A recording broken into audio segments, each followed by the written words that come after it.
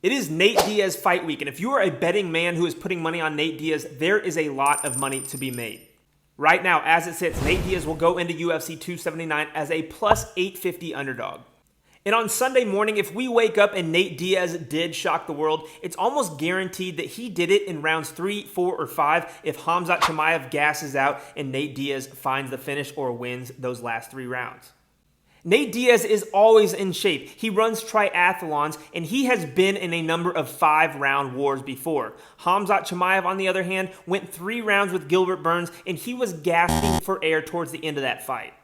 Now, maybe Khamzat Chimaev paces himself, saves some energy just in case the fight does go to those later rounds, but we cannot be for certain. One thing we know about Nate Diaz is that round 5 bell rings, he will be there and he will be ready for volume. He'll be ready to take this thing to the ground, look for submissions, look for finishes, and he will have all the energy he needs to put this thing away.